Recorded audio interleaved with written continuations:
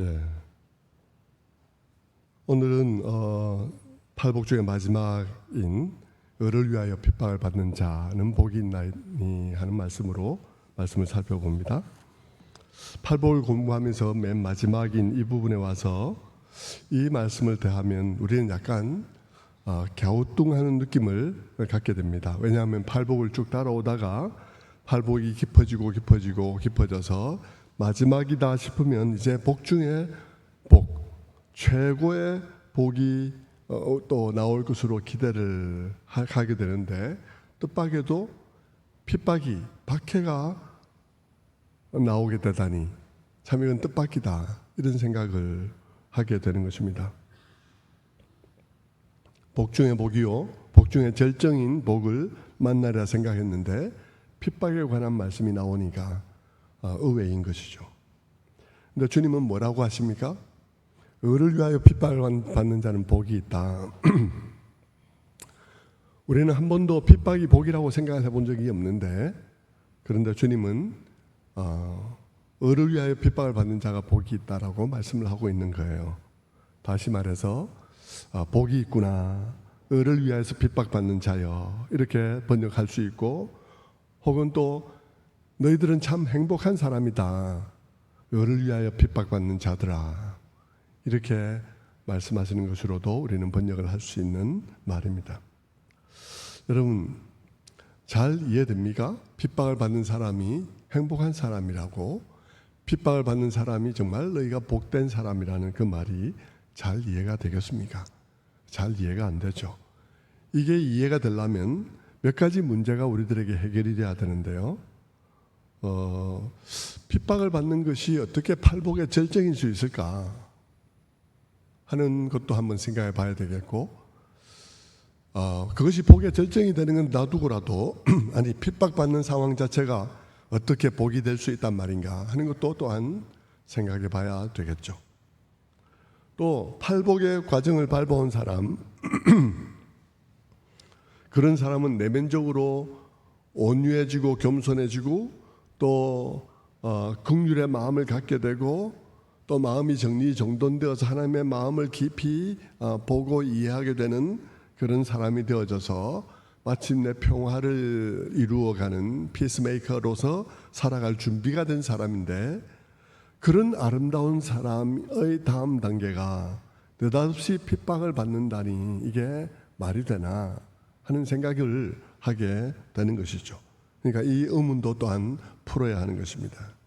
그 다음에 이 세 가지 중에서 맨 마지막 것부터 먼저 생각해 보도록 하겠습니다. 팔복의 단계를 밟아온 사람, 내면의 세밀한 변화를 겪어서 성화의 과정을 겪어온 사람, 내면이 온유하고 겸손해질 뿐 아니라 사람들을 향해서 긍휼의 마음도 가지고 있어서 쉽게 다른 사람과 갈등하지 않으며, 또 누가 자기를 공격한다 해도 그 험한 말로 반격하지 않는 그런 사람이 되어지고, 그런 의미에 있어서 자신과 세상에 대해서 깊이 이해하고 하나님 마음도 또 이해하게 되어져서 세상 속에서 평화의 사람으로 살아가게 되는 그 사람, 과연 이 아름다운 사람이 핍박을 받는 일이 생길 수가 있나, 그 일이 과연 가능한 일이가 하는 질문인 것이죠. 여러분 어떻게 생각하십니까? 그런 사람이 핍박을 받을 수 있을까요? 놀랍게도 그 질문에 대한 대답은 그렇다여야 하는 것입니다. 얼마든지 핍박을 받을 수 있다는 것입니다. 그것도 특별한 시대, 특별한 조건 안에서가 아니라 늘상 보통 때, 보통스러운 시대 속에서도 핍박을 받을 수 있다 하는 것이 성경의 입장입니다.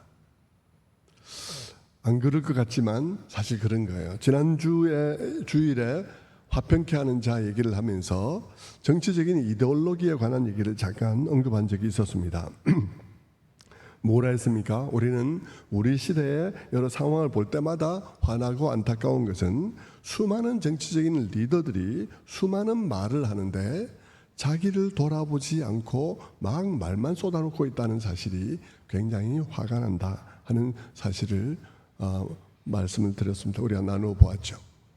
자기를 돌아보면 자기가 비난하고 공격하는 바로 그와 같은 동일한 일이 우리 진영에 혹은 나 자신에게도 있다는 사실을 발견하게 되고, 심지어 똑같은 일이 나에게도 나의 진영에도 너무나 많은데 그럼에도 불구하고 모두가 다 자기 진영에 대해서는 모르쇠로 일관하고 상대 진영에 대해서는 과도하다 싶을 정도로 치사하게 공격하는 일들이 늘 반복되어지고 있다는 것이죠.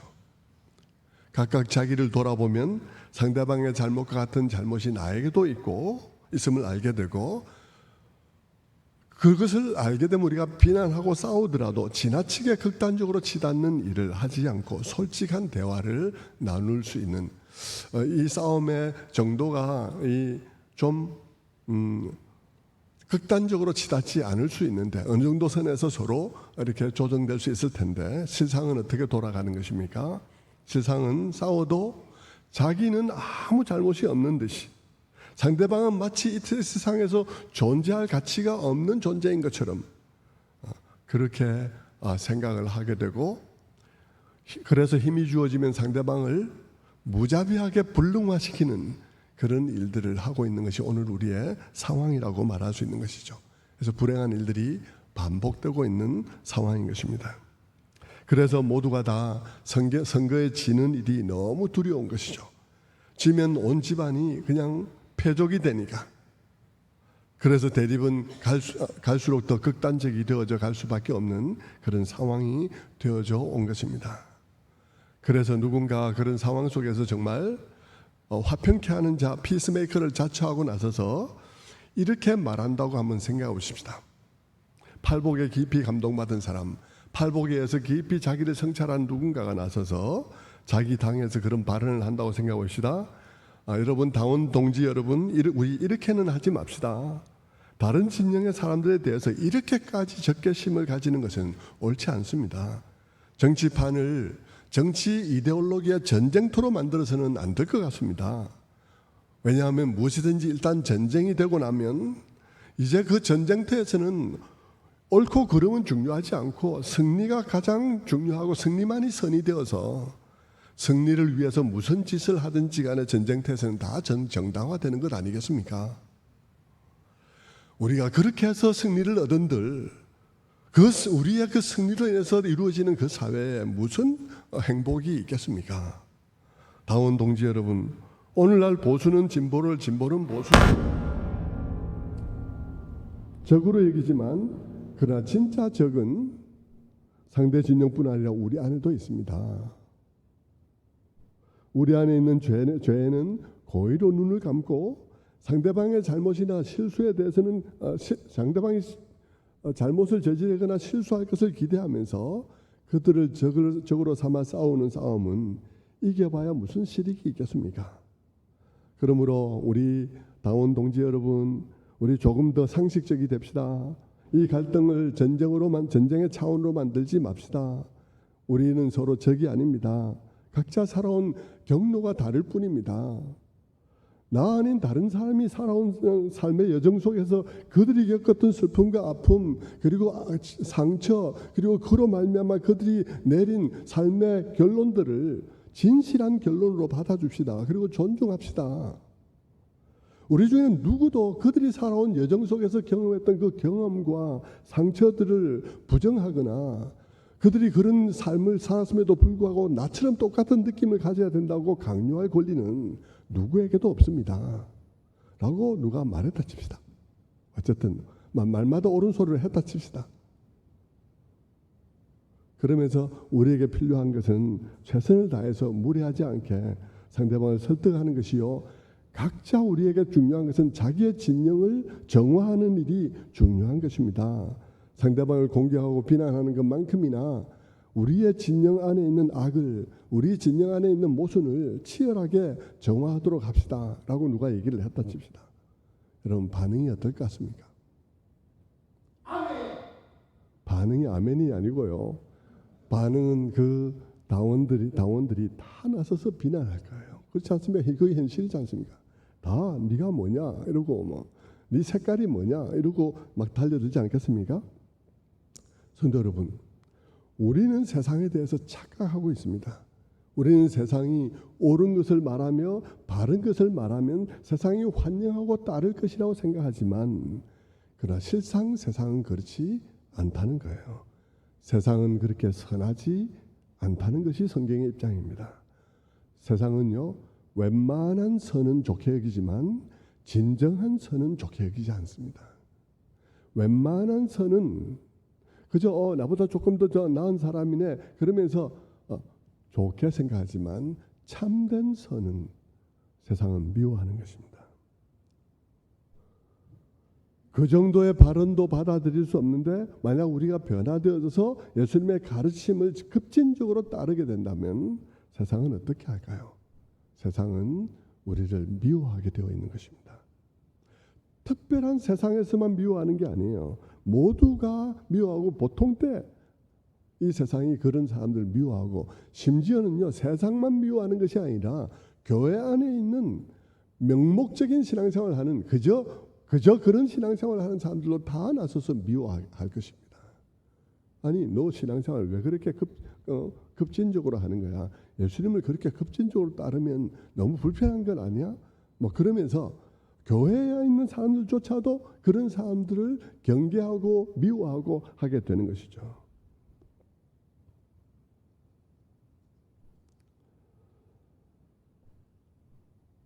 성도 여러분, 세상은 그렇게 선한 세상이 아닙니다. 평화의 왕이신 예수님을 처형한 세상입니다. 이 세상은 예수님을 처형한 세상이라는 사실을 잊어서는 안 됩니다. 세상은 그때나 지금이나 조금도 변하지 않았어요. 그들이 왜 예수님을 처형했나요? 예수님이 너무나 선하기 때문이고요. 동시에 예수님은 그들이 가지고 있는 이데올로기 중에 어느 하나도 예수님은 동의하지 않았기 때문입니다. 예수님은 바리새인들의 이데올로기에 동의하지 않았고요, 사두개인들의 이데올로기에 동의하지 않았습니다. 헤롯 땅의 이데올로기에 동의하지 않았고, 또 무력으로 어찌하자는 열혈당의 이데올로기에 동의하지 않았고요, 이 세상 다 싫으니까 떠나지 않은 SNF파의 이데올로기에도 동의하지 않았습니다. 예수님은 그들 누구의 이데올로기도 동의하지 않았습니다. 그래서 그들은 예수님을 미워했던 것이죠. 오늘 우리도 마찬가지입니다. 우리도 주님을 급진적으로 따르면 세상은 그런 선을 좋아하지 않는 것입니다. 만약 그런 선을 세상이 좋아할 수 있다면 애초에 예수님을 십자가에 못 박지 않았겠죠. 대충 선하면 핍박하지 않지만 참으로 선하면 비난하고 조롱하고 냉소가 쏟아지는 것이 세상인 것입니다. 너무 밝은 것, 너무 흰 것을 세상은 두려워하는 것입니다. 요한복음 3장 20절에 말씀합니다. 악을 행하는 자마다 빛을 미워하여 빛으로 오지 아니하나니 이는 그 행위가 드러날까 하며. 예수님은 빛과 같은 빛이신데 그림자도 하나 없는 그런 빛이시기 때문에 세상은 그것에 대해서 불편한 거예요. 웬만큼 비치면 괜찮아요. 웬만큼 비치면, 웬만큼 조금 밝다 싶으면 괜찮은데 너무 밝은 것을 세상이 싫어하는 것입니다. 왜냐하면 자기의 어두움이 낱낱이 다 드러나기 때문에 싫어하는 것입니다. 우리의 첫 번째 질문은 그것이었습니다. 팔복으로 빚어진 사람. 그래서 팔복으로 빚어서 겸손하고 온유하며 그 영혼의 애통함이 있고, 그리고 긍휼히 여기는 마음이 있고, 그 마음이 청결하고, 그래서 하나님의 마음을 깊이 이해하고 있는 사람, 세상에서 정말 화평의 사람으로 살아갈 수 있는 그런 사람, 핍박받을 수 있을까? 예, 성경은 우리들에게 분명하게 말하죠. 그런 사람도 핍박받을 수 있다.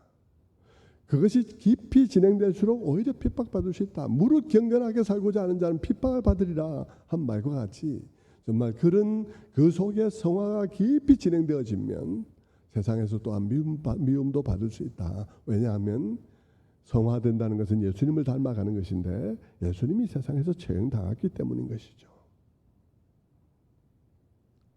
자, 그렇다면 두 번째 질문으로 넘어가 보겠습니다. 의를 위하여 핍박받는 것을 어떻게 복되다고 할 수 있을까?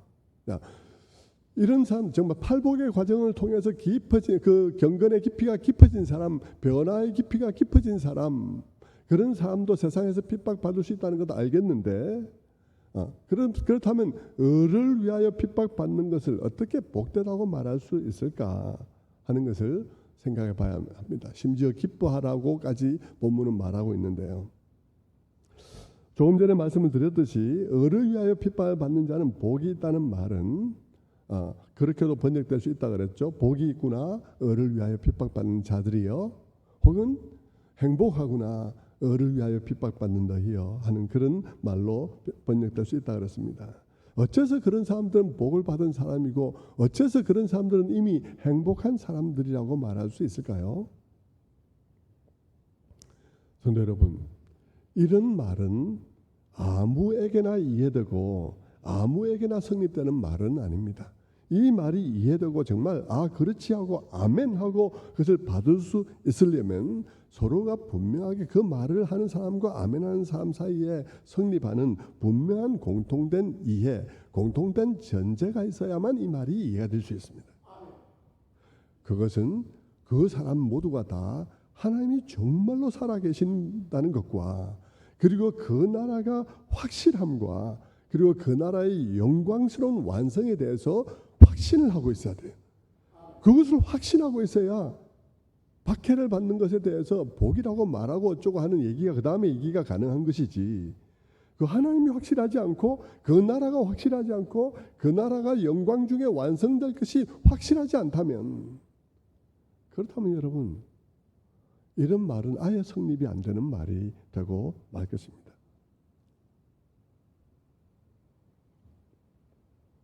그 나라가 확실하고 하나님이 확실히 살아계시고 그 나라가 확실하며 그 나라가 너무나 영광스러웠다는 사실을 분명히 알면 고난은 의미가 있게 되는 것이죠. 그것이 확실하지 않으면 고난은 아무 의미가 없는 것입니다. 여러분, 그래서 이 부분에 대해서 확실한 사람들이 고난에 대해서 이런 얘기를 하는 거예요. 바울이 그런 사람 아니겠습니까? 그는 하나님의 살아계심을 확실히 믿는 사람이었고 그는 장차 완성될 그 날을 바라보는 사람이었습니다. 그는 심지어 이 땅에서 살아있는 것보다도 예수 그리스도와 함께 있는 것이 더 낫다라고 생각하는 사람이었습니다. 그러니까 그는 어떤 말을 할 수 있겠습니까? 그러니까 그는 로마서 8장 18절 같은 말씀을 할 수 있는 거예요. 생각한데 현재의 고난은 장차 우리에게 나타날 영광과 좋게 비교할 수 없도다. 현재의 고난, 장차의 영광 비교할 수가 없다. 이거는 그냥 말을 해가지고 그냥 교회 왔다가 우연히 그 말을 듣고 그 말이 마음에 받아들일 수 있는 종류의 것이 아닙니다. 이 말이 정말 마음에 받아들이고 정말 마음의 깊은 감격 가운데 아멘 할 수 있는 사람은 하나님이 살아계신 것과 그분의 나라의 영원함과 그 나라의 영광에 대해서 완성에 대해서 확신하는 사람만이 생각해 보니까 현재의 고난은 장차 나타날 영광과 좋게 비교할 수 없다 이런 말 할 수 있는 거예요. 그렇지 않으면 그 말을 할 수가 없는 것입니다. 성도 여러분, 바울이 주님과 주님의 복음을 위해서 얼마나 많은 고난을 받았습니까? 고린도후서 11장에는 그가 자기가 받은 고난에 대해서 쭉 나열을 하죠. 거기 보면 수고를 넘치도록 하고 옥에 갇히기도 하고 또 매도 맞고 여러 번 죽을 뻔하고 또 태장을 맞고 돌로 침을 당하고 또 바다에서 파선하고 강의 위험, 또 광야의 위험, 바다의 위험, 이방인의 위험, 그다음 동족의 위험, 뭐 안 받은 위험스러운 상황이 없는, 안 받은 고난이 없는 그런 사람이었죠. 그는 그러면서도 헐벗고 굶주리고 목마르고 추웠다라고 그는 고백을 하고 있습니다. 성도 여러분, 주님을 위한 핍박과 고난, 을을 위한 핍박과 고난을 복이라고 할 수 있겠습니까? 그렇게 말하려면 여러분, 그 사람에게 전제가 있어야 되는데 그것은 하나님이 살아계신 것을 분명하게 믿어야 되는 거예요. 그리고 그분의 나라가 완성될 것과 그분의 나라의 영광에 내가 들어갈 것을 확실하게 믿어야 되는 거예요. 그것을 믿을 때 우리는 이 모든 주를 위해서 겪는 이 모든 고난과 고통과 손실과 이 모든 것들에 대해서 우리는 장차 받을 영광과 비교할 수 없다라고 말할 수 있는 것이죠. 여러분, 고난은 무거운 것이지만 그 영광이 확실하면 그 무거움이 덜어지게 되는 것입니다. 고난이 가벼워지는 것이죠. 여러분 그런 경험 있습니까? 고난 속에 있는데 고난의 의미가 깨달아진다든지 이 고난이 나에게 장차 무엇을 이루는지 영원한 어떤 가치 있는 것을 나에게 이루어가는지를 깨달아지는 순간 그 고난은 여전한 고난인데 그 고난의 무게가 훨씬 줄어든 것을 느낀 적이 있습니까? 여러분 그런 일은 신자에게 너무나 자주 일어납니다. 너무나 그래요. 여러분 사람을 감당하기 힘든 사람 있습니까? 그런데 여러분이 감당해야 됩니까? 그 사람을 감당하는 일이 너무 힘들겠죠. 그런데 여러분 하나님께서 사랑하시라 그래서 사랑하라 그래서 사랑하는데 그 사람이 감당하기 너무 어려워요. 그래서 너무 괴로워서 힘들고 막 정말 죽을 지경으로 고통스러운데 어느 날 여러분 그 일이 하나님이 이루시는 영원한 구속의 사역의 일부를 내가 내 몸으로 감당하는 것이다. 주님이 남긴 그 고난, 십자가에서 우리의 죄를 위해서 피를 흘리시는 일은 그분이 다 완성했다 할지라도 그러나 한 사람 한 사람을 구원하는 그 일을 지금 남겨놓은 그런 상황 속에서 그분이 지금도 그분이 고통받아야 될 그 고통을 내가 내 몸에 같이 짊어지고 있다는 사실이 깨달아지는 순간 여러분 그 사람을 감당하는 무게가 훨씬 가벼워지는 것을 경험할 수 있을 것입니다. 그것을 느낄 때와 그것을 느끼지 않을 때 내가 감당할 수 있는 그 감당할 수 있는 고난의 정도가 다른 거예요. 바울은 고린도후서 4장 17절에서 이렇게 말합니다. 우리가 잠시 받는 환난에 경한 것이 지극히고 영원한 영광에 중한 것을 우리에게 이루게 함이니. 여러분 이 말씀을 잘 보십시오. 제가 띄워놓고 한번 봅시다. 여기에 보면 대조가 이루어지죠. 잠시와 영원 그리고 경한 것, 가벼운 것과 중한 것 대비를 이루고 있습니다. 여러분 환난이라는 것은 원래 누구나에게 환난이 쉬운 사람은 없어요. 환난은 누구나에게 너무나 무겁고 너무나 힘들고 환난 속에 살아가는 그 날들은 하루가 첫날같이 너무나 길고 지루하고 힘든 시간입니다. 그런데 여러분 그런 사람에게 하나님의 영광, 지극히 영원한 영광의 무게가 우리에게 깨달아지게 되면 지극히 큰 그 영원한 영광의 무게가 깨달아지면 그 영원 앞에 이 나의 고통의 시간들은 너무나 짧은 것이고 그 영원한 영광의 무거움 앞에 나의 환난의 무거움은 너무나 가벼운 것이라는 사실을 발견하게 된다는 이야기를 바울이 하고 있는 것입니다. 그것이 우리들에게 느껴져야 하는 것이죠. 이것이 전제되어서 이 하나님의 나라와 그분의 살아계심과 그 나라의 영광이 나에게 확실한 것으로 전제되어 있다면 그렇다면 주님의 이 말씀은 나에게 공감을 줄 수 있습니다. 의를 위하여 핍박받는 자는 복이 있나니 그 말이 나에게 공감이 될 수 있는 거예요. 산상수훈은 전에도 말씀드렸듯이 아무나 이해할 수 있는 말이 아닙니다. 그냥 국문학을 전공했다고 이해되는 말이 아니에요. 그것은 그 은혜를 경험한 사람만이 이해되는 사람입니다. 그런 말이죠.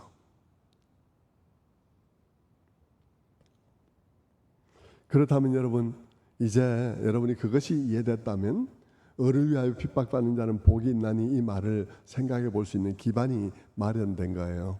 이것을 이해할 수 있는 사람들은 다 그 사실들을 분명히 믿는 사람이 그것을 믿는 전제 아래서 이 말은 해석되어지니까 이제 그것을 믿는다면 이제 이 말을 이해할 수 있는 기반이 마련된 것입니다.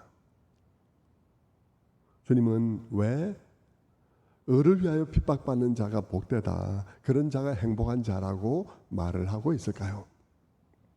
첫째 이유는 그들이 주님을 위해 또 혹은 의를 위해서 핍박을 받는 그 자체, 그 핍박을 회피하지 않고 그 핍박을 받는다는 그 자체가 이미 그들이 엄청난 수준의 은혜 안에 있음을 말해주기 있기 때문입니다.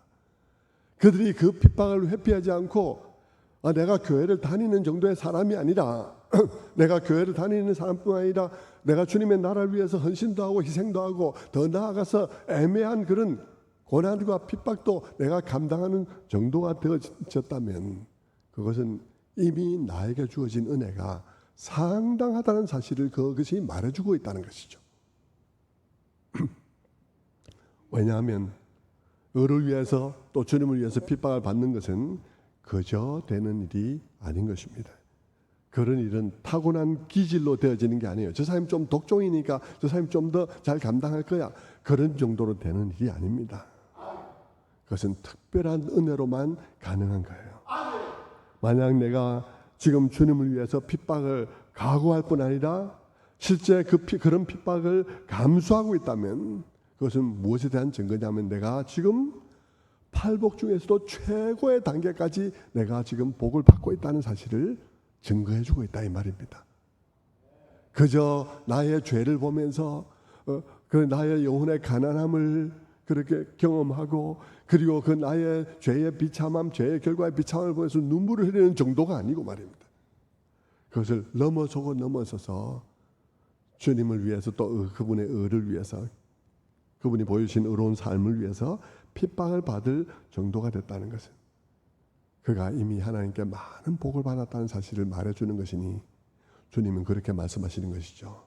행복한 사람이구나. 핍박을 받는 너희여. 행복한 사람이구나. 의를 위하여 핍박을 받는 너희여 라고 주님은 말할 수 있는 것이죠. 그리고 우리는 그것을 이해할 수 있습니다.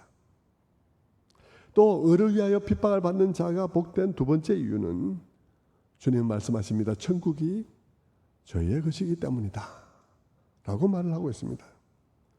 다시 말해서 그런 모습을 보이는 사람은 그 자체로 이미 그가 확실하게 천국 백성이라는 사실을 증거해 주고 있다는 말씀인 것이죠. 핍박을 받음으로써 천국 백성이 된다는 말 아닙니다. 절대로 핍박을 받음으로써 천국 백성이 되는 게 아니에요. 우리는 그렇게 나에게 나온 무엇으로 천국 백성이 되는 게 아닙니다. 우리는 핍박을 받음으로 천국 백성이 될 자격을 취득하는 게 아닙니다. 우리는 그저 값없이 은혜로 구원을 얻는 사람들입니다. 그런데 여러분, 어떤 사람이 기쁜 마음으로 의를 위하여 핍박을 받고 기쁜 마음으로 주님을 위해서 핍박을 받는다면 그는 이미 값없이 주시는 그 은혜를 충만하게 받아서 하나님의 백성이 되었다는 것을 강력하게 증거하는 것이라는 것입니다. 그건 증거가 된다는 것이죠. 이미 그가 깊은 은혜 가운데 있고 그래서 그 능력으로 이 일을 감당하는 모습을 보이고 있는 것이니까 그러니까 그가 이미 깊은 은혜 구원의 은혜 속에 들어가 있다는 사실을 보여준다는 것이죠. 그러니까 그는 이미 천국 백성인 거예요. 손양호 목사님이 그의 아들을 죽인 그런 공산군을 품어 안을 수 있고 또 자기 자신이 순교하는 그 일들을 감당할 수 있었다는 것, 그것은 이미 그가 천국 백성이라는 사실을 그 일 자체로 증거해 주고 있는 것이죠. 그분의 그런 행동, 그분의 그런 삶 속에서 그가 천국 백성이라는 증거가 막 나오고 있는 것이죠. 폴리갑이 화형을 당할 때 그때 그는 하나님의 이름을 저주하면 너를 살려주겠다고 할 때 폴리갑이 대답하기를 내가 이 80평생을 살아오면서 하나님이 나에게 잘못한 일이 한 번도 없는데 그분을 내가 어떻게 부인하겠냐고 말하고 화형당해서 죽을 때 그는 그의 모습이 그가 천국 백성이라는 사실을 증명해 주는 것이죠. 그가 그렇게 함으로써 천국 백성이 되었다는 것이 아니라 그가 이미 천국 사람이라는 사실을 보여주고 있다는 이 말입니다. 그러니까 주님께서는 의를 위하여 핍박받는 너희는 참 행복한 사람이다 라고 말씀하고 있는 것이죠. 바울처럼 여러분 대학자이면서도 주님을 위해서 헐벗고 굶주리고 춥고 매맞고 고통스럽도록 멀고 외로운 길을 걸어가고 그 가는 길에서 강도 만나고 강의 위험을 만나고 바다의 위험을 만나고 파선당하고 그런데 그렇게 어렵게 찾아가서는 돌로 맞고 외면당하고 여러분 그 일을 무엇으로 감당하겠습니까? 타고난 기질로 감당하겠습니까? 여러분 타고난 기질로 그렇게 할 수 있는 사람 누가 있습니까? 아무도 없습니다. 그가 그 일을 감당한다는 것은 뭘 말해주나요? 그는 이미 천국 백성이라는 사실을 말해주는 것입니다. 그는 이미 천국 백성이요, 하나님께서 그에게 이미 그것을 감당할 만한 큰 은혜를 주셨음을 보여주는 것이죠. 그가 고백한 대로 그리스도의 사랑이 강권하다, 내 안에서 그리스도의 사랑이 나를 강권하는도다 라고 말한 것과 같은 거예요. 바울은 그렇게 수고한 자기 자신의 수고에 대해서 바울은 이렇게 말했습니다. 고린도전서 15장 10절에 그러나 나의 나 된 것은 하나님의 은혜로 된 것이니 내게 주신 그의 은혜가 헛되지 아니하여 내가 모든 사도보다 더 많이 수고하였으나 내가 아니요 오직 나와 함께 하신 하나님의 은혜로라. 사도 바울은 이 모든 것이 하나님의 은혜로 된 것이다. 내가 다른 사람보다 더 많이 수고했다. 그런데 내가 그 더 많은 수고를 할 수 있었던 것은 내가 아니고 나와 함께 하신 하나님의 은혜 때문에 하게 된 것이다 라고 말하는 것이죠. 성도 여러분, 은혜 아니면 안 되는 것입니다. 우리가 고난 받을 수 있다는 것은 작은 은혜가 아닙니다. 그것은 큰 은혜요. 그것은 이미 그가 천국을 소유한 자라는 강력한 증거인 것입니다. 여러분 그렇지 않습니까? 이해하기 어렵지 않다 생각합니다. 여러분이 교회 다니는 것 하고 한번 비교해 보십시오. 핍박을 받는 것과 여러분이 교회를 다니는 것하고 한번 비교해서 생각해 보십시오. 여러분 교회 다니는 것, 그것도 어떤 면에서는 참 큰 하나님의 은혜일 수 있습니다. 아닐 수도 있어요. 그런데 어떤 분이 교회를 나왔다는 것, 그건 참 하나님의 큰 은혜일 수 있습니다. 왜냐하면 나올 수 없는 자리에 나온 거니까요. 어떤 사람에게 그것은 이미 하나님의 큰 은혜의 시작일 수 있습니다. 그런데 어떤 사람에게는 그것은 별 은혜가 아닐 수도 있어요. 왜냐하면 교회 나오는 일은 그렇게 어려운 일은 아니기 때문에. 또 어떤 경우에는요, 그냥 교회는 다니는 거니까, 그리고 교회 다닌다고 예수 믿는 것은 아니니까.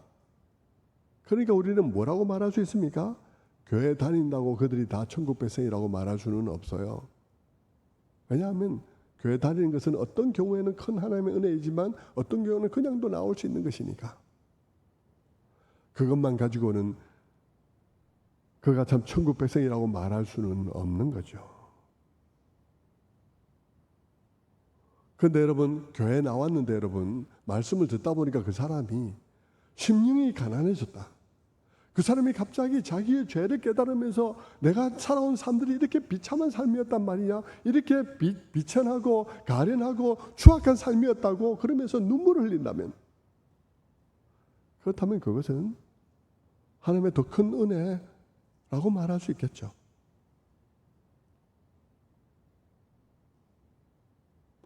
하지만 여러분, 그런 것들이 구원받은 증거일 수도 있지만 그 증거들의 확실함보다 여러분, 그리스도를 위해서 핍박을 받는 사람이 된다면, 의를 위하여 핍박을 받는 그런 사람이 된다면 그 사람은 훨씬 더 천국 백성인 증거를 가지고 있는 것이죠. 왜냐하면 그것은 기질로 되어지는 일이 아니기 때문인 것입니다. 그렇다면 이제 우리는 의를 위하여 핍박받는 게 어떻게 팔복의 절정일 수 있는지 또 이해할 수 있습니다. 복이다. 왜 복이라고 말하냐? 복이라는 말을 우리가 이해할 수 있었습니다. 그렇죠? 이미 핍박을 받는다는 것은 하나님께 크신 은혜를 받지 않으면 불가능한 일이니까 그것은 하나님께 큰 은혜를 받았다는 증거이고, 뿐만 아니라 그가 이미 하나님의 나라의 백성이라는 사실을 말해주는 것이니까 그는 참 복된 자라고 말할 수 있는데, 그런데 핍박받는 것이 어떻게 팔복의 절정일 수 있는지, 그것도 우리는 그렇게 어렵지 않게 생각할 수 있습니다. 의를 위하여 핍박받는 것이 팔복의 마지막에 나오는 이유는 핍박을 받아들이는 일이 쉬운 일이 아니기 때문입니다. 그것은 고도의 신앙과 확신이 아니면 불가능한 일이기 때문이죠. 그렇기 때문에 그것은 팔복의 중간에 나올 수 없고, 그 과정이 깊어지고 깊어져서 하나님의 사랑과 우리를 사랑하신 하나님의 고통과 우리를 사랑하신 그분의 각오와 이 모든 것들을 다른 사람보다 더 깊이 보게 된 사람, 하나님의 사랑에 깊이 감동된 사람, 그런 사람들이 몸으로 감당하려고 하는 것이 바로 박해를 감당하는 것이죠.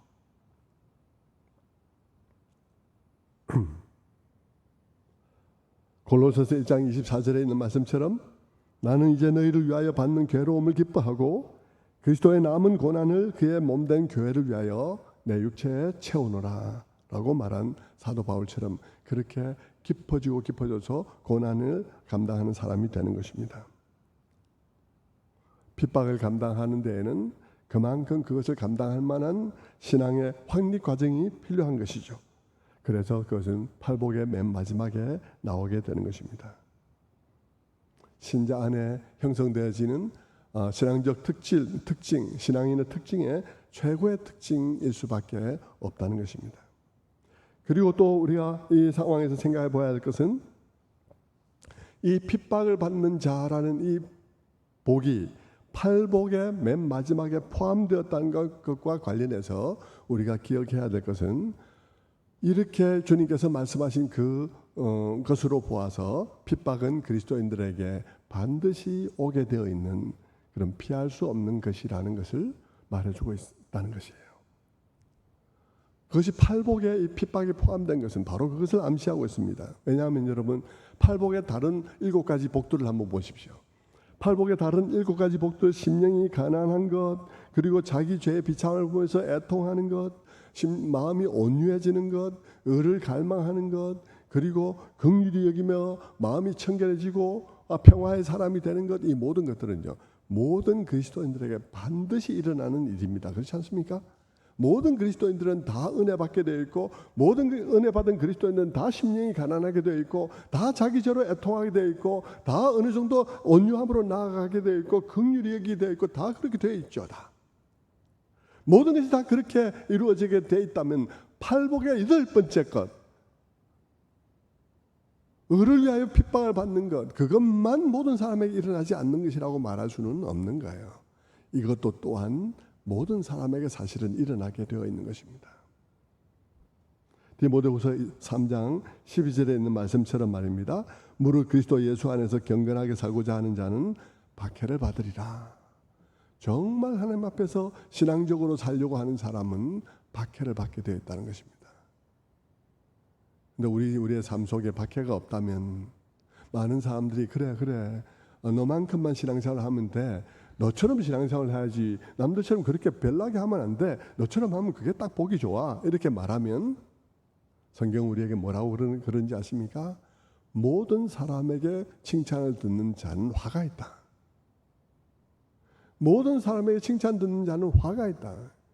여러분, 우리가 신앙생활을 하면서 모든 사람에게 칭찬 듣는다면 우리가 뭔가 너무나 많은 것을 양보하고 너무나 많은 것을 절충했기 때문일 수 있다는 사실을 우리는 기억해야 하는 것입니다. 우리는 너무나 종종 모든 사람에게 칭찬을 들으려고 합니다. 그러나 여러분 팔복을 보면요, 팔복의 맨 마지막에 핍박을 받는 자에 관한 얘기가 나오고 있다는 사실은 우리로 하여금 생각하게 하는 거예요.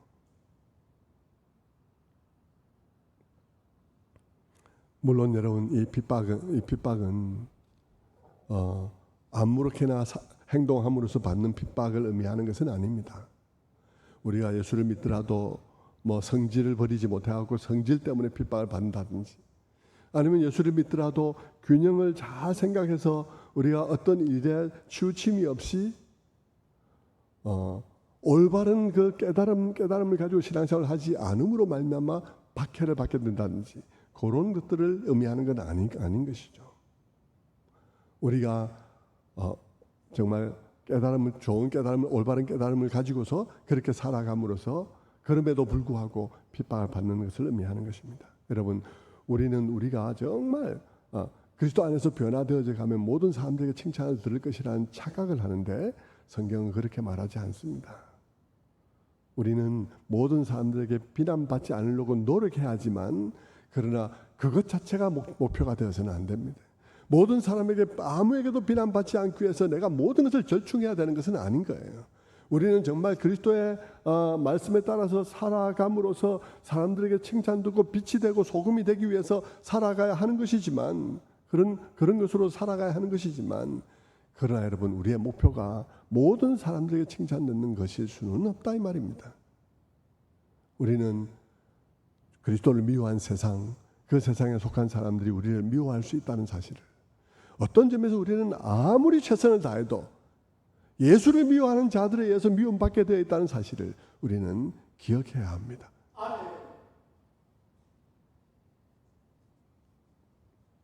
그러면서 주님께서는 우리의 은혜가 깊어지면 우리는 세상에서 환영을 받기보다 오히려 핍박을 당할 수 있다는 말씀을 하시면서 그럴 때 어떻게 하라는 얘기도 해주고 계십니다. 어떻게 하라고 하십니까? 기뻐하고 즐거워하라 라고 말합니다. 여러분, 기뻐하고 즐거워하라 하니까 여러분, 우리는 그냥 때려도 웃고 모든 상황 속에 웃어야 된다, 그렇게 피상적으로 이해하면 안 되겠습니다. 우리는 핍박의 상황에는 긴장이 있고, 그렇게 되면 우리는 참 웃기도 어려운 그런 상황이 될 수 있겠죠. 그런데 기뻐하고 즐거워하라는 이 말은 우리가 그냥 로봇처럼 기뻐하라니까 기뻐해, 즐거워하니까 즐거워해야지, 그러면서 막 오기를 품고 즐거워하는 듯이 그런 처신을 하라는 말은 아닙니다. 기뻐하고 즐거워하라는 말씀하실 때는 우리가 그런 상황에서도 생각해보면 기뻐할 만한, 생각해보면 그런 고난 속에서도 즐거워할 만한 그런 이유가 있다는 사실을, 그런 이유를 주셨다는 사실을 생각해 보라는 거예요.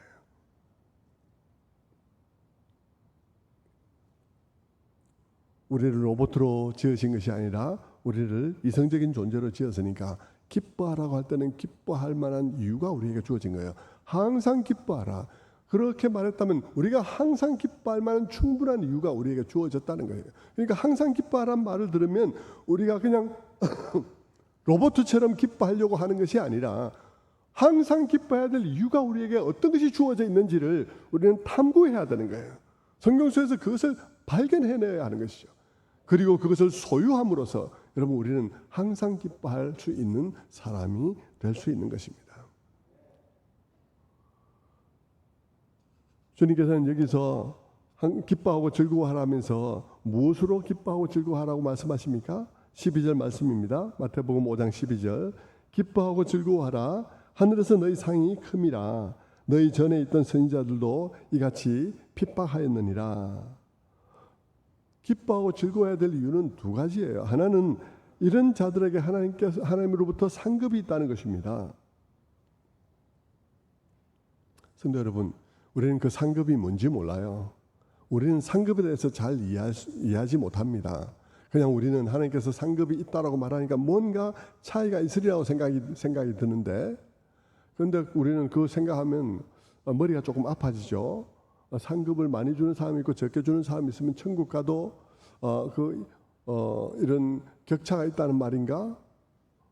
그리고 그게 격차가 있다는 말은 불만이나 혹은 조금 안타까움이나 이런 것이 있다는 말인데, 그럼 천국도 행복한 곳인가? 이런 생각들 할 수 있습니다.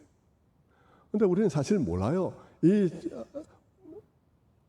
상이 있을 것이라는 그 상이 어떤 종류의 것인지 우리는 모르고, 우리는 그저 우리 차원에서 생각하는 것이기 때문에 우리는 잘 모릅니다. 차원이 달라지면 전혀 다른 얘기가 될 수 있기 때문에 우리 차원에서 완전한 해결을 하려고 하면 안 되는 것이죠. 확신반에 오면 그런 얘기 하는데, 여러분, 삼각기둥은 평면에 있는 존재가 삼각기둥을 이해할 수 없잖아요. 평면에 존재하는 2차원의 존재가 삼각기둥을 이해할 수는 없습니다. 높이 개념이 없기 때문에 이해할 수 없죠. 그러나 삼각기둥이 이 평면화되고 나는 점이요 선이요 삼각형이요 사각형이다, 이 모두가 다 나를 이루는 거야 라고 말하면 평면에 있는 존재로서는 머리가 아프고 이해가 안 되는 거예요. 어떻게 점과 선과 삼각형과 사각형이 한 존재일 수 있는가가 2차원의 존재에서는 이해가 안 되는 거죠. 상급도 마찬가지입니다. 상급도 여러분, 하나님께서 상급이 있다고 말을 했는데 우리는 몰라요. 상급이 있다면 그럼 거기에 불만족도 있다는 말인가? 우리는 우리 차원에서 모든 것을 해결하려니까 이해가 안 되죠. 그건 맡겨드리고, 그런 말씀을 통해서 하나님께서 우리에게 말씀해 주시는 것은 그 나라가 확실하다. 그리고 그 영광이 확실하다. 그리고 우리가 거기에 속한 것이 분명하고 그리고 거기에 하나님께서 주시는 특별한 상이 있다. 그러니까 기뻐하라 하는 그 나라의 확실함에 관해서 기뻐하면 되리라 생각해요. 또 다른 하나는 이 핍박받는 을을 위하여 핍박받는 이 일을 통해서 이런 일이 있을 때 너희가 그와 같은 너의 신앙이 이미 구약의 선지자들과 같은 반열에 올라와 있다. 너의 신앙이 구약 선지자와 같은 노선에 서 있는 것이다 라는 사실로 인해서 그것을 확인하고 기뻐하라고 말하고 있는 것입니다. 성도 여러분, 우리는 때때로 아까도 말씀드린 것처럼 우리가 어려움을 겪으면서 힘들고 괴롭다가도 이 길이 모든 믿음의 선배들이 살아온 그 길과 정확하게 동일한 길이라는 사실을 깨달는 때들이 있습니다. 정확하게 우리의 믿음의 선배들이 걸어갔던 그 길을 내가 걷고 있네. 어느새 내가 정말 교회를 처음에 간신히 나오고 있던 내가 지금 10년이 흐르고 난 다음에 보니까 내가 어느새 고통스럽지만 그들이 겪고 있는 그 길을 내가 걷고 있네 라는 사실을 발견하게 되는 순간 여러분, 우리는 그 고통 속에서 하나님 앞에 감사하게 됩니다. 하나님, 정말 내가 이 길을 걷는 이 자리에까지 와 있네요. 내가 그 옛날에 교회 처음 나올 때 그 한 번 교회 나오는 일도 그렇게 힘들었던 내가 어느 사이에 당신의 은혜로 내가 이 자리까지 와 있는데 이게 선지자들이 걸었던 그 길하고 거의 같은 길이네요. 라는 것을 내가 확인하게 될 때 나는 그 고난을 기뻐할 수 있습니다. 저는 여러분도 그것을 경험할 수 있어요. 저는 그 일을 경험할 때들이 있었는데요. 저는 여러분도 그런 것을 경험할 수 있다 생각합니다. 사도행전에 보면요, 주님의 제자들이 예수님을 전파하다가 체포되어서 채찍을 맞고 풀려나는 장면이 있습니다. 그때 그들이 매 맞고 풀려나면서 하는 말이 있습니다. 뭐라고 말하나요? 사도행전 5장 41절에 그들은 이렇게 말합니다. 사도들은 그 이름을 위하여 능력받는 일에 합당한 자로 여기심을 기뻐하면서 공의 앞을 떠나니라. 그들이 지금 채찍으로 맞았어요. 위협을 당했어요. 그러고는 그들이 풀려났는데 그들이 돌아가면서 그들이 뭐라고 생각했냐 그러면 와, 정말 영광스럽다. 우리가 하나님 앞에 이렇게 주님을 위하여 핍박받는 일에 합당하도록 여김을 받았다니 정말 놀랍다라고 말하는 거예요. 그들의 생각을 한번 우리가 추리를 해보십시다. 그들은 어떤 사람들입니까? 그들은 다 겁쟁이였습니다. 그들은 예수님께서 체포될 때 다 예수님을 놔두고 도망갔던 사람들입니다. 그런데 도망갔던 그들이 다시 돌아와서요, 지금 예수의 이름을 위해서 매 맞고 채찍 맞고 그리고 풀려나고 있는 이런 상황인 거예요. 그런데 그들이 믿었던 그 예수님은 그들이 부활하신 것을 보았고 승천하신 것을 보았습니다. 그분이 성령을 내려주셔서 세상을 다스리고 계시다는 사실을 성령 안에서 확신하게 되었었습니다.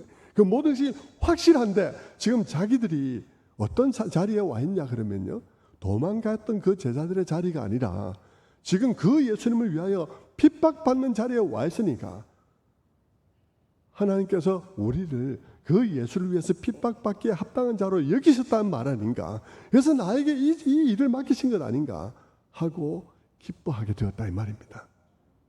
성도 여러분, 정말 아이러니지만 이런 일들이 우리에게 일어나는 것입니다. 저는요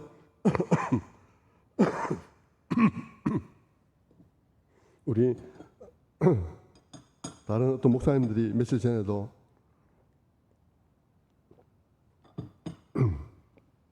제게 물었습니다. 목사님 이제 은퇴한다고 그러시는데 은퇴할 때 돌아보면서 무슨 생각이 드세요? 그러더라고요. 저는 그랬습니다. 저는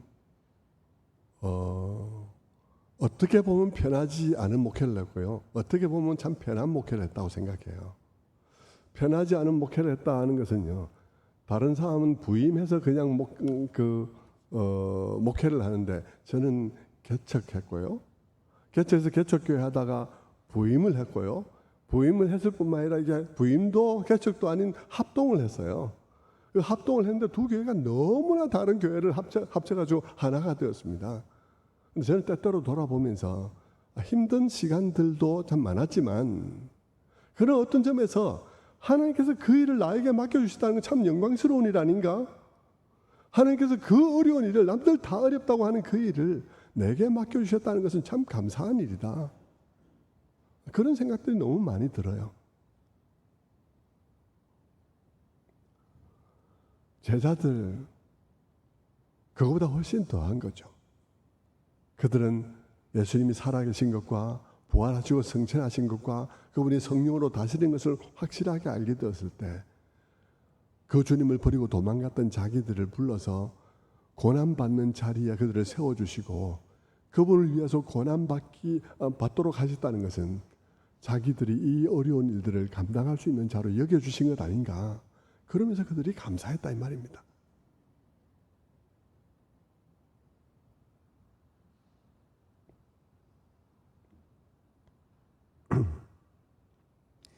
말씀을 맺겠습니다. 그런데 여러분, 팔복의 마지막은 핍박에 관한 것이었어요. 그러나 그것은 아무렇게나 핍박을 받는 것은 아니었습니다. 그것은 을을 위한 핍박, 다시 말해서 주를 위한 핍박이에요. 을을 위한 핍박은 주님이 보여주신 삶을 살아가려는 데서 오는 핍박입니다.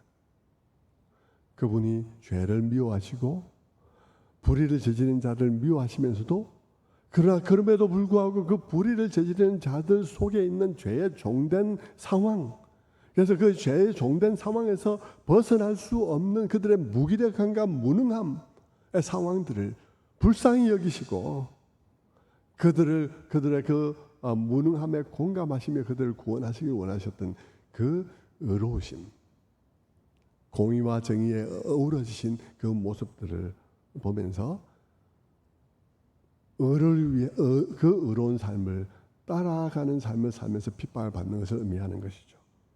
별난 성질 때문에 받는 핍박 아니고 지혜롭지 못한 처신이나 지혜롭지 못한 말, 언어 생활이나 균형 잡히지 못한 광적인 신앙생활 혹은 잘못된 편견들 이런 것들 때문에 핍박받는 그런 것이 아닌 것입니다. 그런 것이 아니라 정말 예수님을 닮아감으로써 정말 예수님을 닮은 삶을 살아가려고 받는 핍박, 그 핍박을 받는 사람은 정말 복이 있다. 그들이 그러한 것은 이미 그들이 천국 백성인 것을 보여주고 있기 때문이다 라고 말씀하시는 것이죠. 이제 이렇게 팔복의 말씀을 마치고 이제 다음 시간에 우리가 그 다음에 있는 말씀 한두 절을 더 생각하고 마무리를 지을 것입니다. 팔복의 말씀들 여러분의 마음속에 잘 새기시고 여러분의 마음속에 정말 이 팔복이 누구에게나 다 진행되어지고 날마다 더 깊어져서 그 평화의 사람, 그 긍휼의 사람, 그 온유의 사람들이 다 되어지기를 주님의 이름으로 축원합니다.